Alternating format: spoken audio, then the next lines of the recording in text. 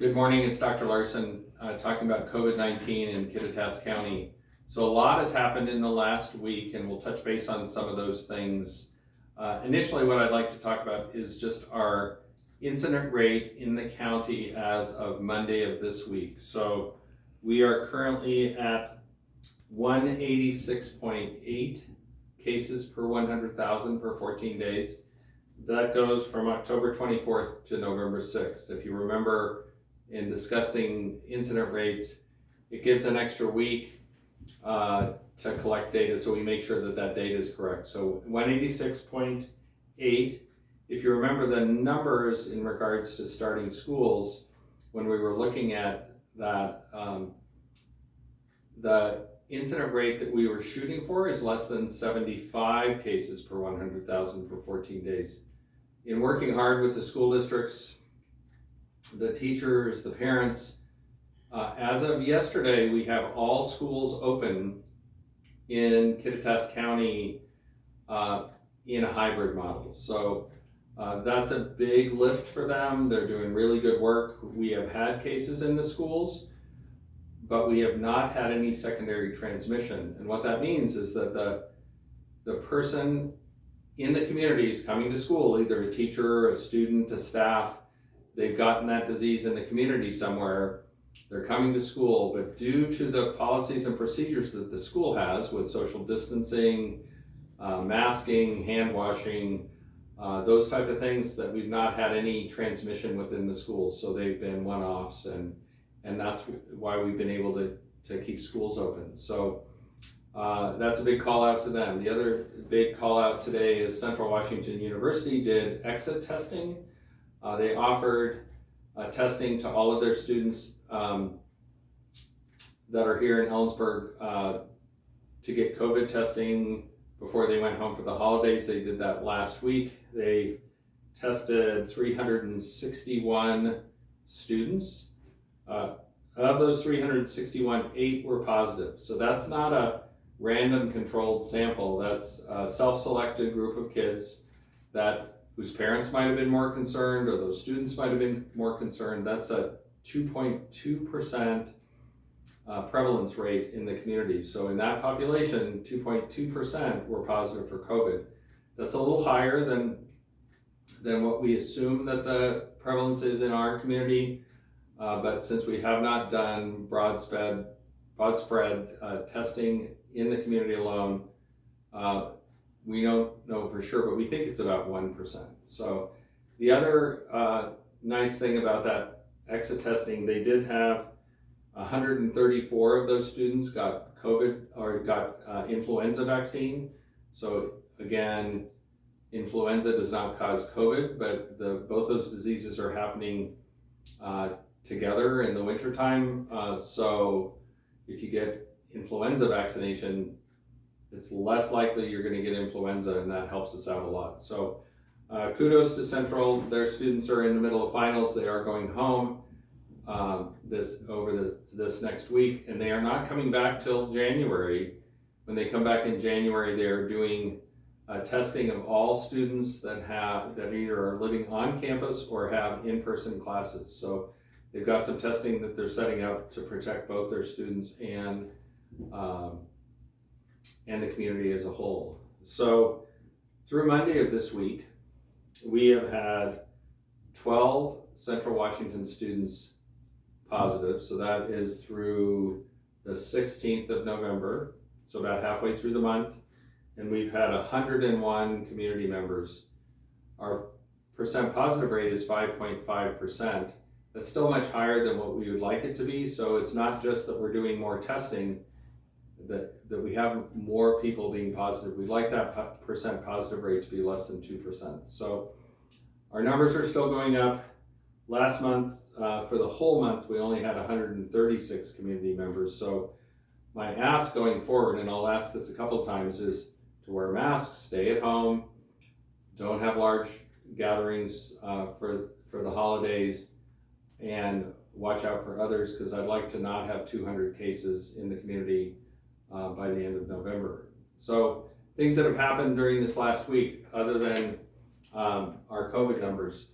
The governor did a 14-day travel quarantine. So if you travel outside of Washington for the holidays and you're coming back to Washington, or you're coming from California to Washington State, you should quarantine for 14 days. That's a should. Since we're not an island, we can't say shall quarantine, because if we were Hawaii, then you'd have to, you'd have to quarantine for 14 days. But we are asking people that come back to Washington that they should quarantine for 14 days. We're trying to reduce our numbers. Our numbers are in a period of exponential growth in the state as a whole. More so on the west side of the state as well as Spokane, but our numbers are going up as well. And so that 14-day travel quarantine applies to all of us. So if you have children coming back from college for the holidays, they should quarantine. The other things that happened this last week, the governor had a fireside chat, talked about Thanksgiving. We should only be having Thanksgiving with our immediate family, not others. We really would like to reduce the spread of COVID-19 in Washington State, to reduce deaths. Our hospitalizations are going up. Deaths are also going up. We've been very lucky. We haven't had any deaths in Kittitas County since August, but again, we're sitting right next to King County and Yakima, and so that's not necessarily going to continue. So we should be only having Thanksgiving holiday with our immediate family only. On Sunday, the governor came out with a series of orders that are in place for the next I didn't get that. Could you try it again? For the next 4 weeks. Those You'll need to unlock your iPhone first.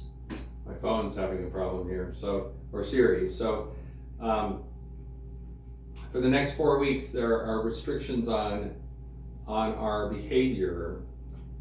So some of those restrictions are no in-person gatherings outside of our family.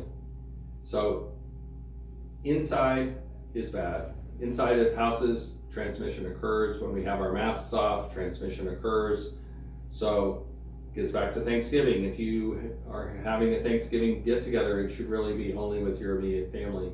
Outside activities are okay with people, but small groups, less than 5 people outside your family.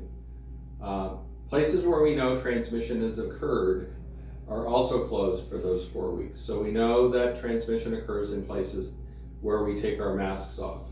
So gyms, we've had transmission occurs in gyms. We've had transmission occur in restaurants and bars.